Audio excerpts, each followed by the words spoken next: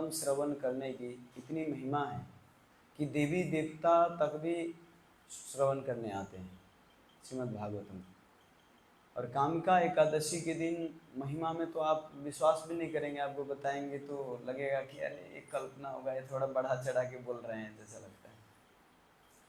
कामिका एकादशी के दिन एक्चुअली पशु पक्षी, गर्भपात या जितने भी हमसे अनजाने में हत्या होता है, गर्भपात अगर एक अनजाने में किसी को पता नहीं है अगर हो गया तो वो पाप से भी मुक्ति कामिका एकादशी के दिन, ये कामिका एकादशी व्रत करने से होता है, फल प्राप्ति होता है।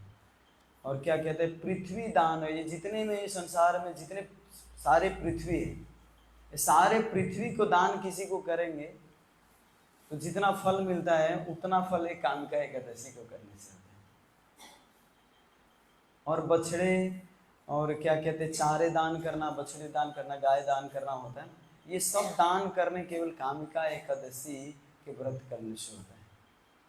कितना महिमा मंडित है। और इससे भी बहुत ज़्यादा महिमा है, इस दिन कामिका एकादशी के दिन भगवान को तुलसी अर्पण करना। तुलसी बहुत प्रिय है सच में। और तुलसी अर्पण, एक तुलसी अर्पण करने का मतलब कितना फल मिलता है, जैसे 200 ग्राम आप सोना चढ़ाते ना तो उसका फल मिलता है, और 800 ग्राम चांदी का। ऐसा शास्त्र में एक एक डिटेल में वर्णन है। तुलसी महारानी बहुत प्रिय। आज तो मंजरी, तुलसी के जो मंजरी होता है ऊपर, वो भी आप चढ़ा सकते हैं भगवान को, वो भी बहुत प्रिय है। एक्चुअली तुलसी महारानी के महिमा में आता है कि तुलसी महारानी वास्तव में कैसे तुलसी महारानी भगवान के इतने प्रिय हुए। सुने भगवान क्यों इतने प्रिय हुए भगवान के, तुलसी महारानी। एक बार धर्मध्वज नाम के एक राजा थे, इसके बाद भागवत, धर्मध्वज के राजा थे, उनकी पुत्री के रूप में तुलसी महारानी आई थी एक बार। तो जो उनकी पुत्री थी वो चारों तरफ काशी, प्रयागराज, हरिद्वार, चारों तरफ भगवान के तीर्थ यात्रा करते थे, भगवान के गुणगान करने के लिए चारों तरफ तीर्थ यात्रा करते करते एक बार गंगा नदी के तट पर गणेश जी को देखते हैं। उनके पुत्र गणेश जी को देख के, तपस्या में देख के बहुत आकर्षण होते हैं उनकी पुत्री, आकर्षण होते तो उनको अपना पर्पज रखते हैं कि आप हमसे विवाह कीजिए। और गणेश जी तो ऐसे ही तपस्या में, तपस्या करेंगे क्यों अगर विवाह करना होता है ना। तो गणेश जी तपस्या में थे और उनको विवाह करने की प्रस्ताव रखते, तो गणेश जी कहते नहीं, आप दूसरे पुरुष को देखिए, क्योंकि मैं तपस्या विवाह के झंझट में पड़ के मैं भगवान का भजन नहीं कर पाऊंगा, इसलिए मैं हमको विवाह नहीं करना है। तो जब ये प्रस्ताव रखते कहते नहीं, आपको विवाह तो करना ही पड़ेगा। जब जबरदस्ती करते तब इसके बाद गणेश जी उनको श्राप देते हैं कि तुम कोई असुर पत्नी के रूप में जन्म लोगे। असुर पत्नी के रूप में, तो आपको पता होगा कि बाद में जाके वही शंखचूड़ के पत्नी के रूप में आते हैं तुलसी महारानी। तो फिर एक्चुअली उस समय उनकी जो पुत्री होती हैं धर्मध्वज के, बहुत प्रार्थना करते हैं गणेश जी से कि आप तो विघ्न विनाशक हैं, आप तो सबका विघ्न का नाश करते हैं, तो आप चाहेंगे तो आप इससे छुटकारा दिला सकते हैं, इस असुर के जो हम तो भगवान का स्मरण भी नहीं कर पाएंगे अगर असुर के पत्नी बन के रहेंगे सदा। तो तब जाके प्रार्थना करने पर फिर गणेश जी उनको वरदान देते हैं कि आप भगवान के बहुत प्रिय बनोगे, सबसे प्रिय।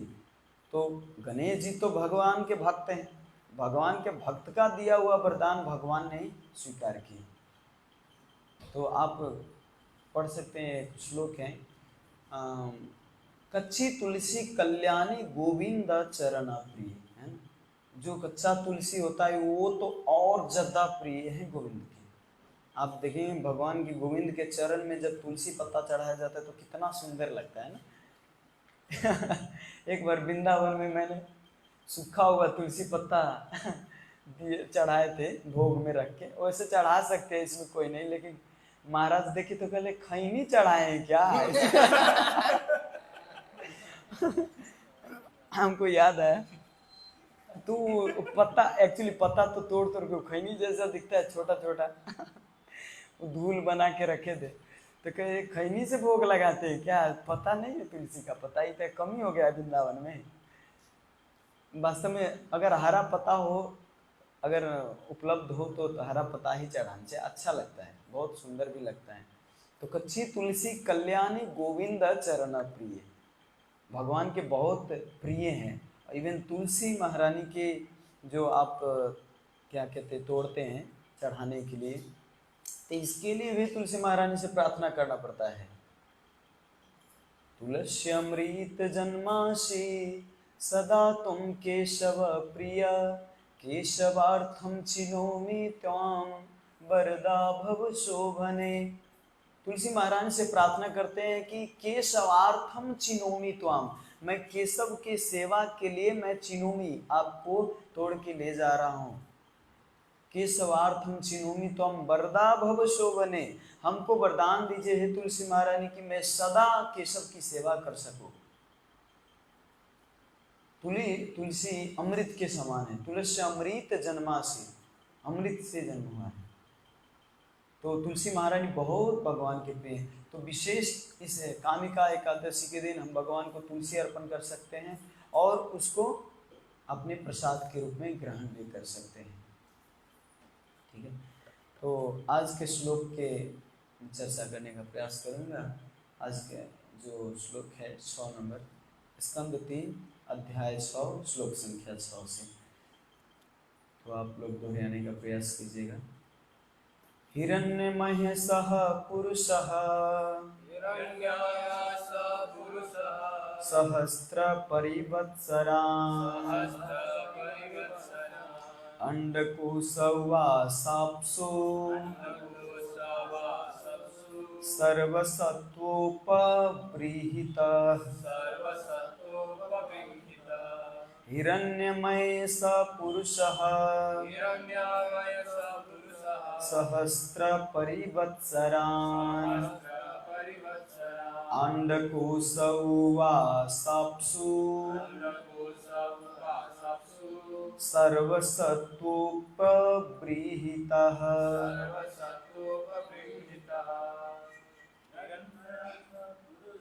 हिरण्यमयः स पुरुषः सहस्र परिवत्सरान् अंडकोशवासाप्सु सर्वसत्वोपबृंहितः। हिरण्यमय सह पुरुषः सहस्र परिवत्सरान् अंडकोशवासाप्सु सर्वसत्वोपबृंहितः। शब्दार्थ अनुवाद तात्पर्य भी है श्री भक्तिवेदांत स्वामी श्री प्रभुपाद की जय। शब्दार्थ इस प्रकार है। हिरण्यमयः, विराट रूप धारण करने वाले गर्भोदक्षाय विष्णु, सह वह, पुरुषः ईश्वर का अवतार, सहस्त्र 1000, परिवत्सरान दैवी वर्षों तक, अंडकोशे अंडाकार ब्रह्मांड के भीतर, वास निवास करता है, अपसु जल में, सर्वसत्व उनके साथ शयन कर रहे सारे जीव, उपबृंहितः इस तरह फैले हुए। अनुवाद इस प्रकार है। विराट पुरुष जो हिरण्यमय कहलाता है, ब्रह्मांड के जल में 1000 दैवी वर्षों तक रहा और सारे जीव उसके साथ शयन करते हैं। तात्पर्य इस प्रकार है। जब भगवान गर्भोदक्षाय विष्णु के रूप में प्रत्येक ब्रह्मांड में प्रविष्ट हो गए तो आधा ब्रह्मांड जल से भर गया। लोको बाह्य आकाश इत्यादि के विराट अभिव्यक्ति जो हमें दृष्टि गोचर होते हैं, पूर्ण ब्रह्मांड की केवल आधी है। अभिव्यक्ति के पूर्व तथा ब्रह्मांड के भीतर विष्णु के प्रवेश करने के बाद 1000 दैवी वर्षों तक अवधि होती है। महतत्व के गर्भ में प्रविष्ट किए गए सारे जीव सभी ब्रह्मांड में गर्भदक्षाय विष्णु के अवतार के साथ विभाजित हो जाते हैं और वे भगवान के साथ तब तक शयन करते रहते हैं जब तक ब्रह्मा का जन्म नहीं हो जाता। ब्रह्मांड के भीतर ब्रह्मा ही प्रथम जीव होता है और अन्य सारे देवता जीव उन्हीं से जन्मते हैं। मनुष्य जाति के आदि पिता मनु हैं, अतएव संस्कृत में मानव जाति मनुष्य जाति कहलाता है। विभिन्न शारीरिक गुणों वाला मानव विभिन्न लोकों में विभाजित किया जाता है। श्रील प्रभुपाद की जय। ओम ज्ञानतिमिरन्धस्य ज्ञानाञ्जनशलाकया चक्षुर्मिलितं येन तस्मै श्रीगुरुवे नमः। श्रीचैतन्यमनोभीष्टं स्थापितं येन भूतले स्वयं रूप कदा मह्यं ददाति स्वपदान्तिकम्। वन्देऽहं श्रीगुरो शिवतापदकमलं श्रीगुरो वैष्णवांश श्रीरूपं साग्रजातं सगण रघुनाथान्वितं तं सजीवं साद्वैतं सावधूतं परिजनसहितं कृष्ण चैतन्यदेवं श्रीराधा कृष्ण पादान् सगण ललिता श्रीविशाखान्वितांश। हे कृष्णा करुणा सिंधु दीनबंधु जगतपते गोपेश गोपिका कांत राधा कांत नमस्तुते। तप्त कांचन गौरांगी राधे वृंदावनेश्वरी वृषभानुसुते देवी प्रणमामि हरिप्रिये। वाञ्छाकल्पतरुभ्यश्च कृपा सिन्धुभैव च पतितानं पावनेभ्यो वैष्णवेभ्यो नमो नमः। नमो विष्णुपादाय कृष्णपृष्ठाय भूतले श्रीमते भक्तिवेदांत स्वामीति नामिने। नमस्ते सरस्वती देवे गौरवाणी प्रचारिणे निर्विशेष शून्यवादी पाश्चात्य देश तारिणे। जय श्री कृष्ण चैतन्य प्रभु नित्यानंद श्री अद्वैत गदाधर शिवासादि गौर भक्तवृंद। हरे कृष्णा कृष्ण कृष्ण हरे हरे हरे राम राम राम हरे हरे।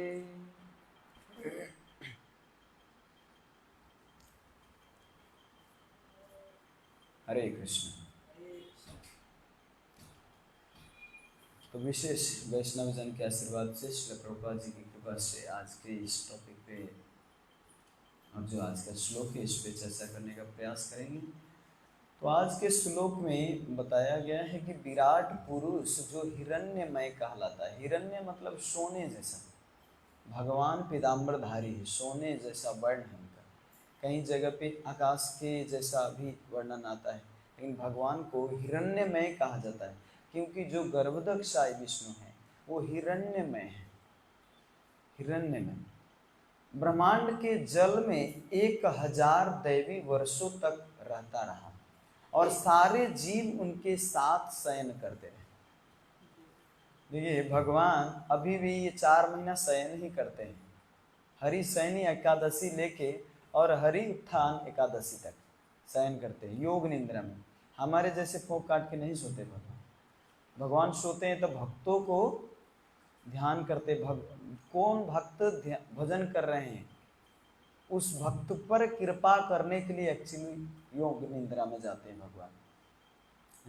तो यहाँ पे लिखा है कि दैवी वर्षों तक, हमारे वर्षों 1000 वर्ष नहीं, देवताओं के वर्ष जो है, जो दिन है वो देवता के दिन के द्वारा वास्तव में ये 1000 वर्ष है। देवताओं का दिन कितना है? जैसे हमारे यहाँ पे श्राद्ध होता है तो श्राद्ध कितने दिन में होता है? 1 साल पे एक वर्ष श्राद्ध करते हैं ना। तो 1 साल पे एक्चुअली यहाँ के 1 साल देवताओं के 1 दिन होता है।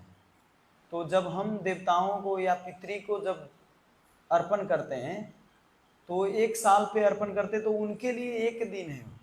हर रोज आप खिला रहे हैं, हमारे दिन के दिन हम 1 साल पर खिलाते हैं, लेकिन वो एक रोज खा रहे हैं। तो इसीलिए देवता के दिन और हमारे दिन बहुत अकस्पतल है। और यहाँ पे भगवान सारे जीव के साथ 1000 दैवी वर्षों तक भगवान केवल क्षीरोदक्षाई जो विष्णु है, नहीं गर्भोदक्षाई विष्णु, वो पानी में शयन कर रहे हैं 1000 दैवी वर्षों तक। भगवान सोते हैं तो तामसिक, एक्चुअली सोना जो है, नींद जो है तामसिक माना जाता है, लेकिन भगवान जब सोते हैं तो ये तामसिक नहीं माना जाता। अब प्रश्न ये उठता है कि भगवान जब सोते हैं तो जो पानी है सृष्टि के प्रारंभ में, जब जहाँ पे सोते हैं तो पानी ही पानी चारों तरफ रहता है, तो वो पानी कहाँ से आया? जहाँ पे सोते हैं सृष्टि में तो पानी आया कहाँ से? तो बताया जाता है कि जो पानी में सोते हैं भगवान, वो पानी भी भगवान के शरीर से निकलता है पसीने के रूप में, है ना। हमारा पसीना जमा कर ले 1 गिलास, वो भी वो भी गंदा, है ना। पसीना कितना कैसा लगता है, कभी टेस्ट किए हैं पसीना? जो बहुत सेवा करते हैं, काम करते हैं, तो कभी कभी इधर से पूरा मुंह में से चूते चूते मुंह और मुख में आ जाता है ना। तो जो टेस्ट किए, कभी कभी हम लोग मृदंग बजाते, करताल बजाते, गाते गाते गाते गाते गाते गाते कहाँ से न कहाँ से मुख में आके यहाँ पे आते, पहुँचने का समय ही नहीं रहता, है ना। तो कितना गंदा होता है वो पसीना। लेकिन भगवान के शरीर से जो पसीना निकलता है वो एकदम शुद्ध जल होता है, श्वेत शुद्ध जल होता है। उस शुद्ध जल में भगवान जीव के साथ 1000 दैवी वर्षों तक सोते हैं। अब कहेंगे कि जीव को लेके क्यों सोते हैं? क्योंकि वो कोमा में रहते हैं। जितने जीव होता है सारे कोमा में रहता है, तो सारे जीव के साथ भगवान सोते हैं। तो फिर भगवान सोचते हैं कि इसको ऐसे रख के तो ऐसे कोई फायदा नहीं, भगवान का अंश है तो आप ही एक बात। अब कोई कहेगा कि अरे वही पर कोमा में रहना अच्छा था, इस संसार में भगवान भेजे क्यों? इतना दुख कष्ट में दुखालयम शाश्वतम पुरानो है, इस संसार में दुखालय दुख का घर है, तो भगवान बरु कोमा में रहने देते, इस दुख के घर में क्यों भेजे? कितने लोग भगवान के बात नहीं मानते, नास्तिक हैं, तो भगवान एक्चुअली बरु कोमा में रहने देते वो अच्छा, लेकिन इस संसार में नहीं भेजते। लेकिन आपसे प्रश्न पूछता हूँ एक साधारण, आपका बेटा आपका बात न माने, नालायक हो, है ना, लेकिन फिर भी आप नहीं चाहेंगे कि मेरा बेटा कोमा में रहे, है ना। कोई भी माता पिता नहीं चाहता कि मेरा बेटा कोमा में दिन रात सोए रहे, कोई भी नहीं चाहता, है ना। उसी तरह भगवान भी नहीं चाहते कि जीव हर हमेशा कोई न कोई कार्य में क्रियाकलाप में लगे रहे, है ना। प्रभु जी सुनना है तो सुनिए, नहीं तो बाहर जाके बैठिए, ठीक है। ध्यान से सुनना चाहिए। भागवत में जो पाए, कोई आवश्यक काम है तो ठीक है, नहीं तो बिना अनावश्यक इसमें नहीं करना चाहिए, ठीक ना। नहीं तो बाहर जाके खाली है, यहाँ पे कोई ज़रूरी नहीं है, सब बैठना ही चाहिए, क्योंकि सेवा रहता है, सबका अपना अपना सेवा रहता है, तो सेवा करना चाहिए। और सुनना है तो ध्यान से सुनना चाहिए। कोई काम है, लिखा पढ़ी, कोई मैसेज भेजना है तो ठीक है, इतना तक ठीक है, लेकिन ऐसे हंसी मजाक करना अच्छा नहीं होता भागवत में। भागवत का अपराध है, आपका भी कल्याण नहीं होगा, इसमें आपका भी अपराध ही होगा। गुरु महाराज जी इस भागवत कथा में अगर कोई कर्तव्य डिस्टर्ब तो बहुत डांटते थे। कोई पीछे बैठ के खैनी खा रहा हो, उसको बुला, ए खैनी खा रहा है, इधर आ इधर आ, उसको बुला के कम तक डांटते थे। बाप रे बाप, कहते आप भागवत जाइए, बाहर खैनी खाइए, रोड पे खाइए, सिगरेट पीना है जाके रोड पे पीजिए। भागवत कथा में आके बैठ के कोई इंपॉर्टेंट मैसेज हो, कोई बात हो तो अलग बात है, लेकिन फुकट में इधर से उधर हंसी मजाक क्या है, कोई खेल का जगह थोड़ी। ध्यान पूर्वक श्रवण करना चाहिए, है ना। तो अब कहाँ पे प्रश्न था, देखिए याद नहीं है ना किसी को, इसीलिए सबका मन है कहाँ कहाँ कहाँ कहाँ, बस केवल ठुल्लू करके बैठे हैं, आंख तड़ेर के बैठे, लग रहा है कि इतना ध्यान पूर्वक सुन रहे हैं कि पूरा हृदय में ही प्रवेश कर रहा होगा, लेकिन पूछते हैं तो कहते इधर से उधर देखने लगे। इसी में मैं बताता कि कौन किसका गर्लफ्रेंड किसके साथ भाग गया, किसका विवाह किसके साथ हुआ, है ना, कहाँ पे एक्सीडेंट हुआ, कौन व्यक्ति कहाँ पर मरा।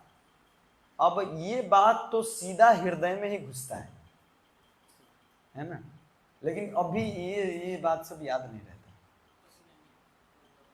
हाँ, तो भगवान की पसीना जो है वो शिरोदक्षाई विष्णु जहाँ पे सोते हैं, गर्भदक्षाई विष्णु, तो वो भगवान के पसीने, पानी निकलता है भगवान के शरीर से, जो पसीना निकलता है। अब देखिए जो मधुमक्खी होता है, मधुमक्खी अगर वो टॉयलेट भी करता है तो मीठा लगता है, अच्छा लगता है ना। तो एक सामान्य मतलब कीड़ा जो है, कीड़े के जो वो विष्ठा होता है वो भी मीठा लगता है एक कीड़े के, तो भगवान के पसीना कितना अच्छा होगा। तो हम जो बद्ध जीव हैं, भगवान के शरीर से, भगवान के कथाओं से हम अपना तुलना कर ही नहीं सकते, क्योंकि हमारा ये पंच भौतिक तत्व से बनाया गया है ना। तो ये पंच महाभौतिक तत्व से जो बना है, ये हर समय विकार निकलता रहता है। दिखने में लगता है नाक कितना सुंदर है, हाँ, बहुत लंबा लंबा नाक है, लेकिन नाक से दो उजला उजला निकलता है, तो फिर कहते हैं अरे अरे बाप रे कितना गंदा है इसका नाक, नाक पोछ, है ना। आंख दिखने में नयन कमल जैसा दिखता है, लेकिन इसी आंख में सुबह सुबह जब उठते हैं तो कितना गंदा दिखता है। किसी का सुंदरता देखना है तो कब देखना है चाहिए पता है, कोई ज्यादा सुंदर दिखता हो तो उसका सुंदरता देखना है तो जब वो सो के उठता है ना, सांप बेड पर से सो के उठता है, उसी समय उसको देखिए, तब आपको वास्तविक सुंदरता है पता चलेगा कि वास्तव में ये व्यक्ति कितना सुंदर। आंख भौं नाक पूरा फूला रहता है, बाल भी ऐसे उसे पूरा एकदम से पूरा सारा सुंदरता चला जाता है। तो आप जो अभी सुंदरता दिखा रहे हैं ये वास्तविक नकली सुंदर है, ये असली सुंदरता नहीं है, चाहे कितना भी सुंदर हो, ये सुंदरता है। तो ये माया के खेल है। एक बहुत बड़े संत थे, वो कहे थे कि हार्ड मांस की पेटी और चाम में लपेटी, कोई बना बेटा और कोई बना बेटी, है। ये थोड़ा ध्यानपूर्वक देखिएगा। तो हार्ड मांस की पेटी है, ये हार्ड मांस की पेटी है, एक कवर जैसा बॉक्स जैसा बनाया गया, हार्ड है, मांस है अंदर, पेटी बना दिए ब्रह्मा जी का ही काम है। नहीं, यहाँ पे प्रभुपाद जी बताए हैं तात्पर्य में कि संसार में जितने जीव हैं वो सब ब्रह्मा जी के द्वारा जन्म लेते हैं। पहला जीव कौन है? ब्रह्मा जी। संसार के पहला जीव है ब्रह्मा जी, और ब्रह्मा जी से सारे जीव निकलता है। तो ब्रह्मा जी ऐसे पैकेजिंग करता है ना कि पता ही नहीं चलता कि ये भौतिक शरीर वास्तव में नश्वर है। सब व्यक्ति को लगता है मैं नहीं मरूंगा, मैं बचा रहूंगा। दूसरे को देख के लगता है कि ये मर गया, मैं तो अभी सालों जीने वाला हूं, है ना। बंगाली में कहावत है, घूते पोरे गोबर हंसे।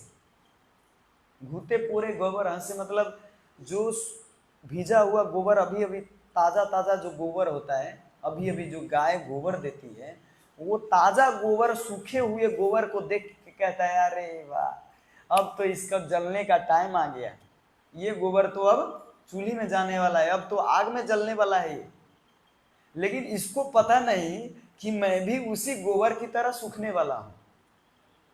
तो जो जवान व्यक्ति है, जो युवा व्यक्ति है, जिसके पास इंद्रिय अच्छा होता है, वो सोचता है मैं नहीं मरूंगा, ये इनका दांत टूट गया है, इनका छाला अब सिकुट गया है, बाल झड़ गया है, दांत झड़ गया है, मुंह में दांत नहीं, पेट में आंत नहीं, है ना। तो ये देख के लगता है ये जल्दी जाएगा, हम इस संसार में रहेंगे। लेकिन ऐसा है संसार में, देखिए वृद्ध ब्राह्मण छोटे बड़े सब व्यक्ति मर रहे हैं। फ्लाइट क्रैश हुआ, उसमें कितने लोग मरे, बच्चा भी था, वृद्ध भी था, जवान भी था, सब मर गए। तो इसमें वृद्ध व्यक्ति है कौन?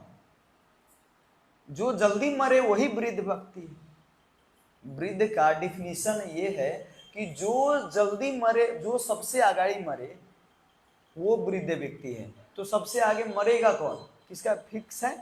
कोई, आप भी मर सकते हैं, हम भी मर सकते, वो भी मर सकते, वो भी मर सकते, कोई भी व्यक्ति किसी समय मर सकता है ना। तो वृद्ध तो हम सब हैं, क्योंकि किसी का फिक्स नहीं, कोई भी व्यक्ति किसी समय मर सकता है। तो हर व्यक्ति वृद्ध है, ओल्ड है। तो ब्रह्मा जी के शरीर से ये सब सारे जीव प्रकट हुए, ब्रह्मा जी सृष्टि की। तो कहते हैं ब्रह्मा जी ऐसे सृष्टि किए जैसे अच्छा कंपनी वाला भाट बेटेनी या जो ब्रांडेड कंपनी होता है वो कितना अच्छा पैकेजिंग करता है, अंदर माल वही है लेकिन पैकेजिंग ऐसा रहता है कि महंगा बिकता है।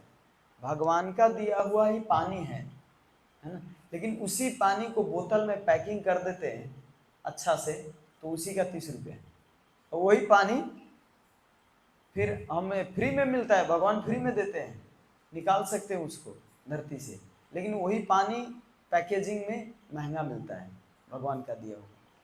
तो उसी तरह ये ब्रह्मांड में माया के द्वारा चलाने के लिए तो ब्रह्मा जी को कुछ न कुछ तो करना पड़ेगा।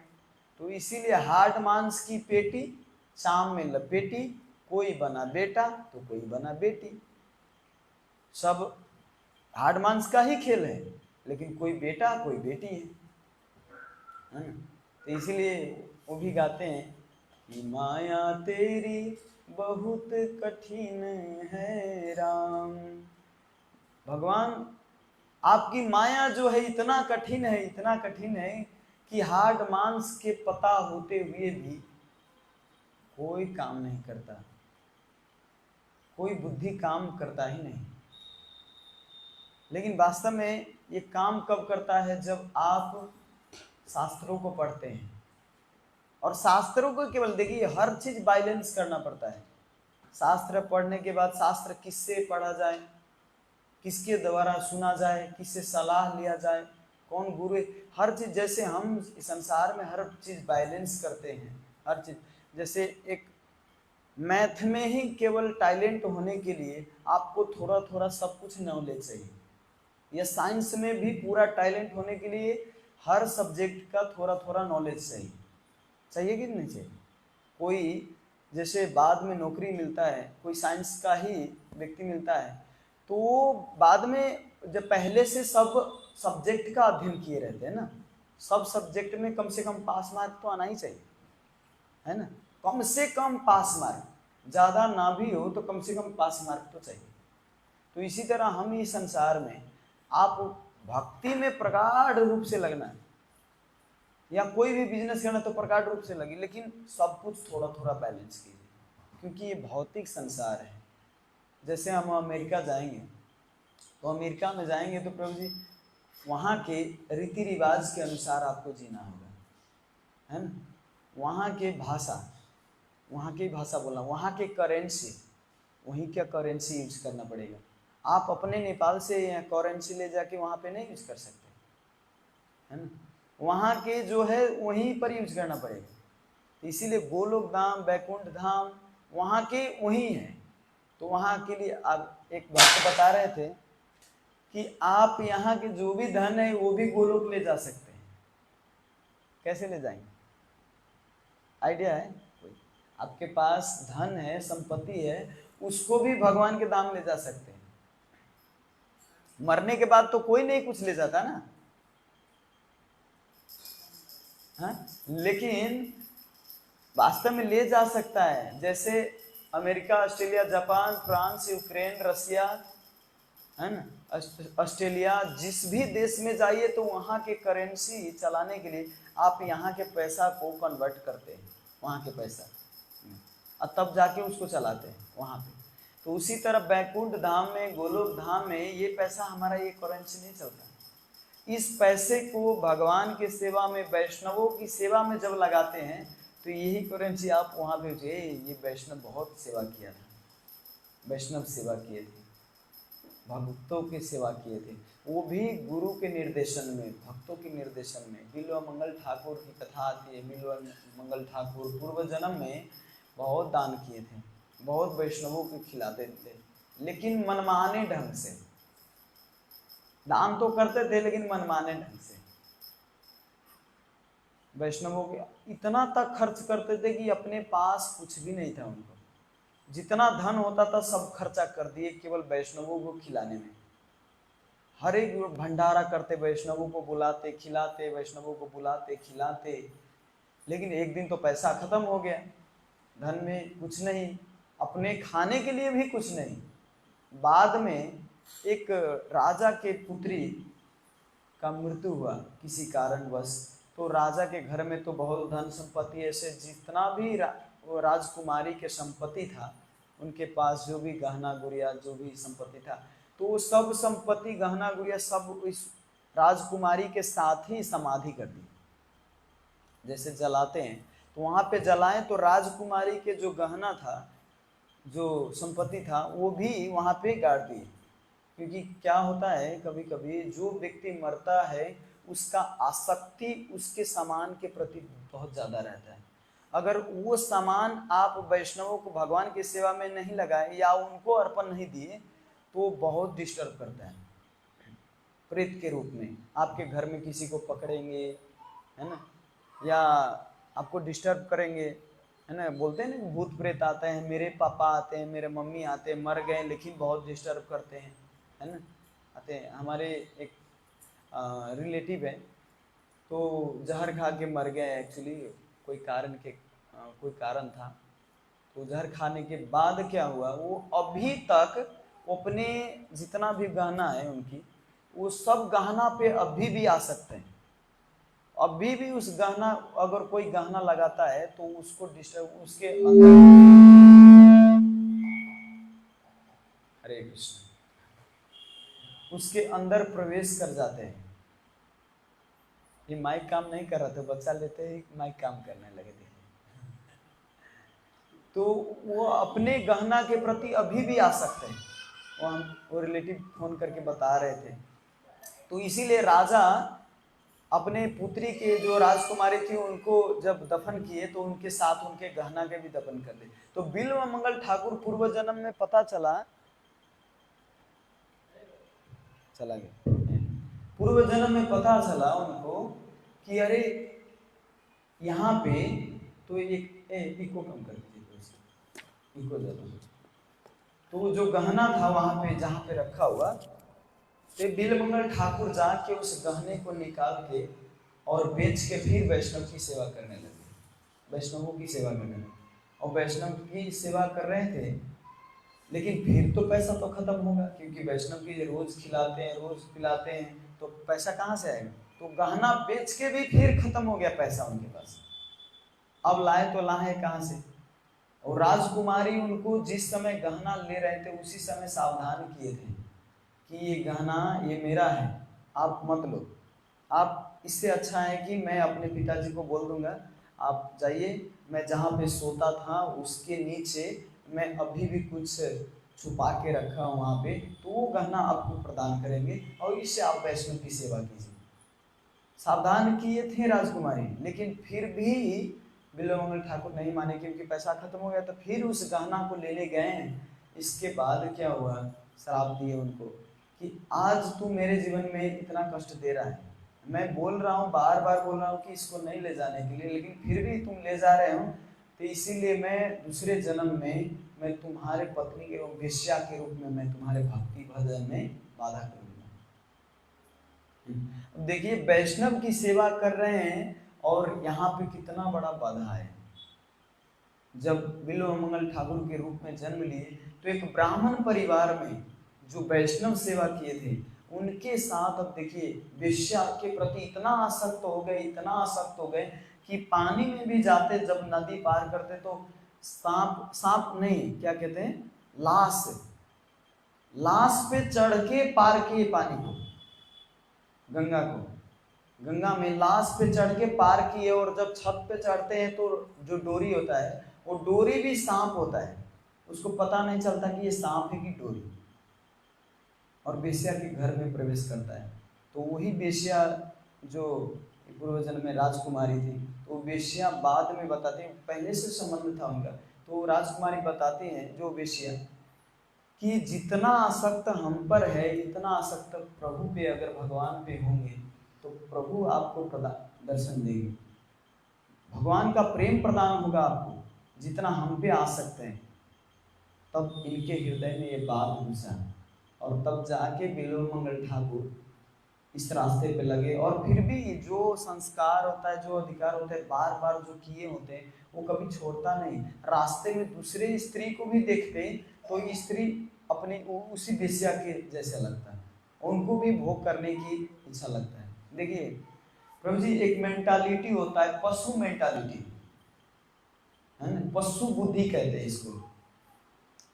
जैसे पशु बाजार में चलता है पशु, तो अगर सब्जी देखे या कुछ खाने वाला देखा तो उसको मतलब नहीं कि ये किसका सामान है, ये किसका सब्जी है या किसी, वो पशु खाने को चाहता है उस घास को, या क्या कहते हैं अन्न को, किसी का भी वो खाने को चाहता है और खाने जाता है उसको, तो उसको कहते पशु, क्योंकि उसको बुद्धि नहीं क्या करना है क्या नहीं है, ये किसका है। इसी तरह मनुष्य भी अगर कहीं भी जाता है तो देखता है ये मेरे भोग के लिए, ये मेरे भोग के लिए, ऐसा मैं भी करूँगा, ये ऐसा मैं भी करूँगा, ये मैं भी भोगूंगा।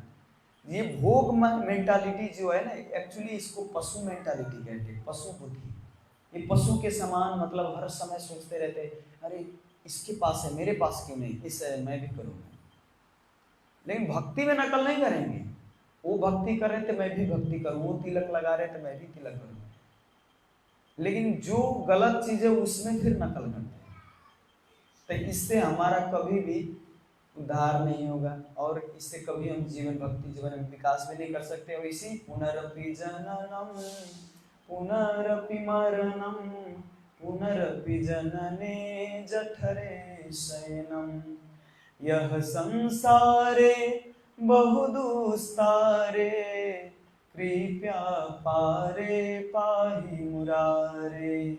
इस पुनरपि जननम के चक्र से एक ही केवल मुरारे भगवान कृष्ण ही उद्धार कर सकते हैं।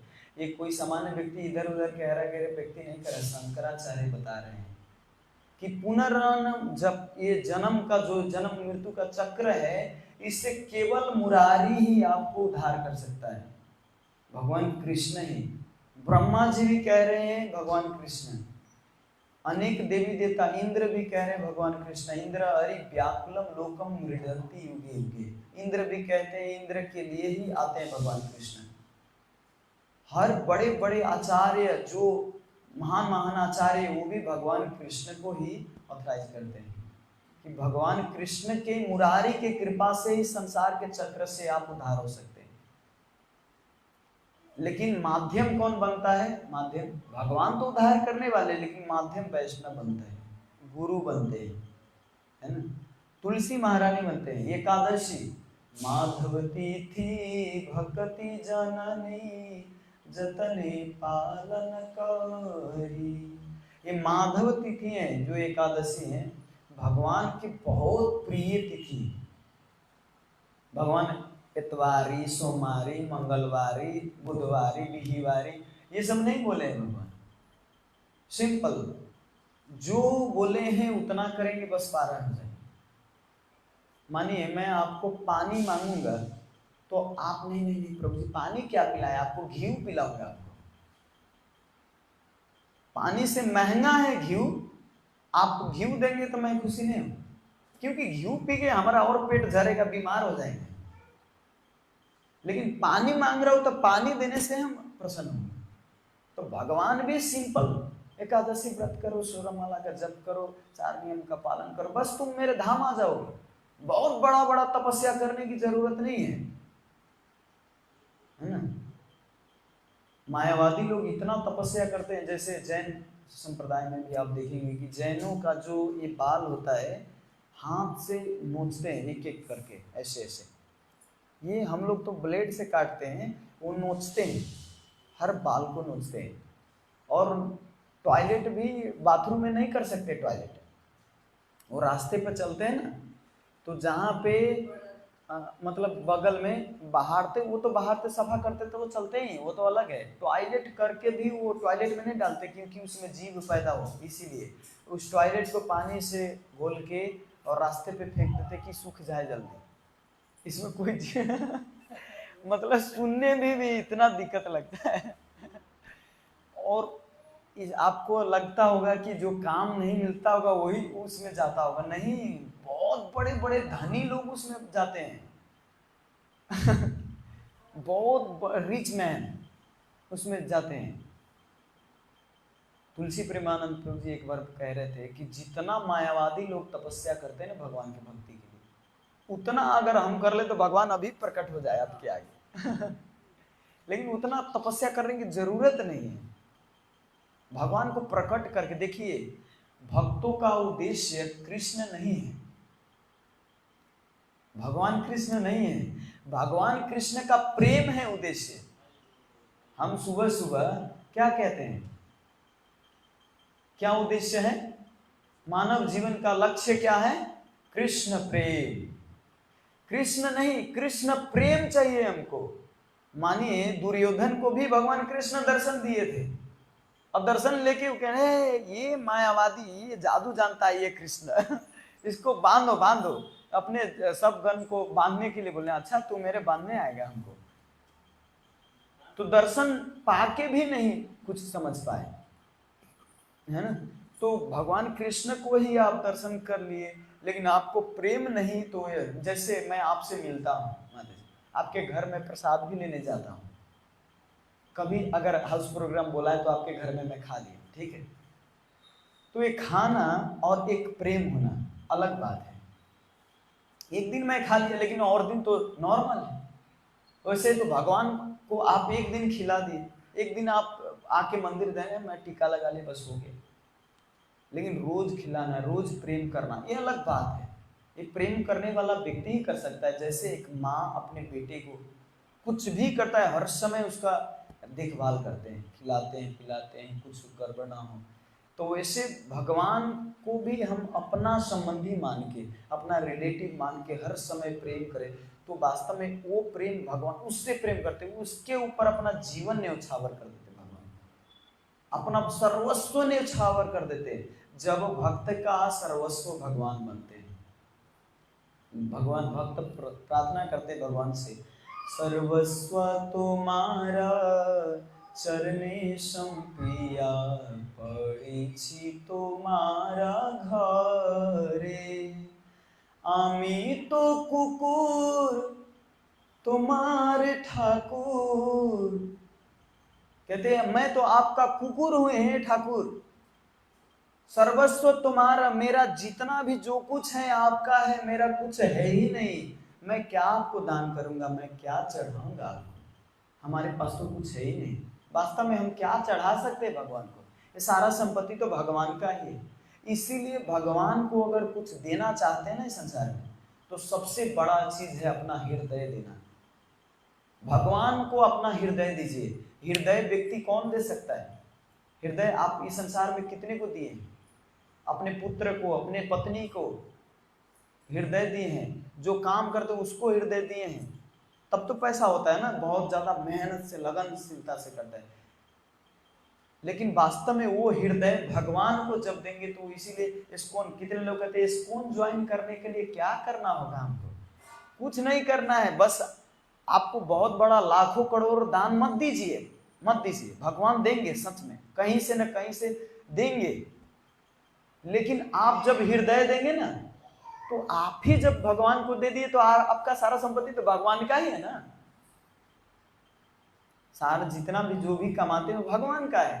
हम क्या दे सकते हैं? गरीब व्यक्ति, ब्रह्मानंद कोटि ब्रह्मांड के मालिक है, अनंत कोटि लक्ष्मी के पति है, श्रीयपति, प्रजापति, लोकपति, धरापति, भगवान सबके पति हैं।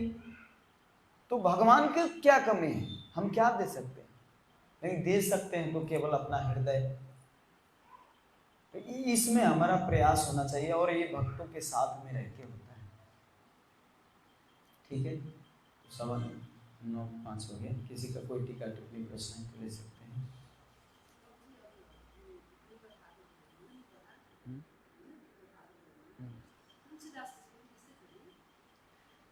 तुलसी, देखिए माता जी प्रश्न कर रहे हैं कि बिल्व मंगल ठाकुर का जैसा कथा है वैसा तुलसीदास जी का भी है। एक्चुअली कई हैं, ऐसा 3-4 है आचार्य जिसका इसी तरह घटना है।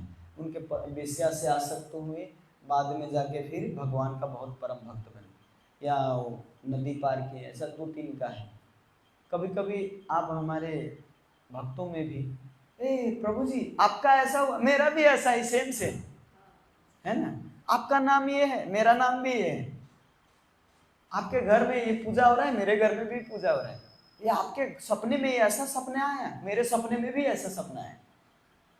तो हमारे मिलता है। वैसे आचार्य गण का भी ज्यादातर वैसा दिखाते हैं, ऐसे आचरण करके कि समाज में ज्यादा फंसने वाला वेश्या में ही फंसता है, पैसा में ही फंसता है, फंसने वाला है ना प्रभु, ज्यादा फंसने वाला इसमें। हाँ, कंचन और कामिनी ये सबसे डेंजर, महा डेंजर। ये करंट से भी, जो बिजली है ना, इससे भी ज्यादा डेंजर ये कंचन और कामिनी। पता है क्यों डेंजर? मैं बता रहा हूँ, ऐसे नहीं बता रहा हूँ आपको, फिलोसफी नहीं दे रहा हूँ। बिजली से भी ज्यादा डेंजर ये कंचन और कामिनी। बिजली से करंट लगेगा तो मरेंगे, तो केवल ये शरीर छोड़े आपने, अगले जन्म फिर होगा और कहीं आप भगवान का भजन करेंगे। लेकिन वेश्या और इसमें आसक्त तो हो गए ना, कंचन और कामिनी में फंस गए, तो जन्म जन्म इस संसार में जन्म लेना पड़ेगा, है ना। इस संसार से निकलने का मौका मिलेगा नहीं जब तक कोई वैष्णव का कृपा नहीं। इसीलिए कहा जाता है कि विष खा के मरेंगे तो एक बार मरेंगे, लेकिन बिना भक्ति किए अगर मरे ना तो बार बार मरना पड़ेगा। इससे भी डेंजर है। कंचन कामिनी, कामिनी मतलब स्त्री, कंचन मतलब सोना, सोना मतलब संपत्ति, पैसा। संस्कृत में कंचन है संपत्ति। हाँ, ओहो, प्रभु जी कह रहे पैसा में कैसे फंसते? पैसा के लिए तो प्रभु जी अपने माँ के गला काटते थे, पैसा के लिए अपने गुरु के हत्या करने पर तुल जाते हैं। अभी आने दीजिए, अभी कलयुग आने वाला है, अभी भी हो रहा है, अभी भी हो रहा है पैसा के लिए।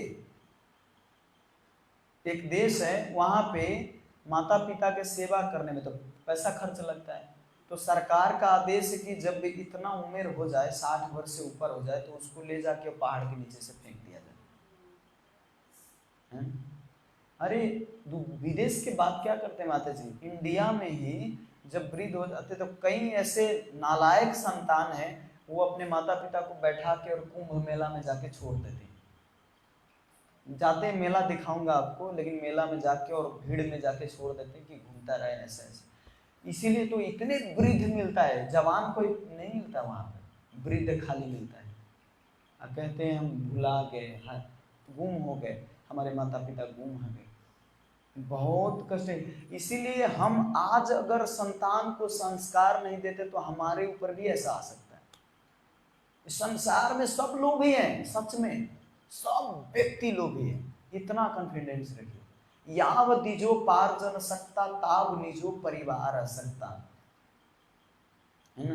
कहते शंकराचार्य, याव दिजो पार्जन सकता, जब तक आप परिवार जनों का खूब पार्जन कर रहे हैं, खूब उसको बढ़ा रहे हैं, पढ़ा रहे हैं, लिखा रहे हैं, पालन कर रहे हैं, परिवार आ सकता, आपके ऊपर परिवार आ सकता। पापा आपका समाचार कैसा है, मम्मी कस्तो सर, सब पूछेंगे आपसे। लेकिन जब शरीर के इंद्रियां कम हो जाएंगे, जब आंख देखना छोड़ देंगे, जब खाना एक घास भी नहीं आप खा सकते, चलना छोड़ देंगे, जब बेड पर बैठे बैठे टॉयलेट करेंगे ना, उस समय क्या होगा पता है? उस समय क्या, ये बुढ़िया जल्दी से जल्दी मर जाता, कहाँ भार बन के बैठा हुआ।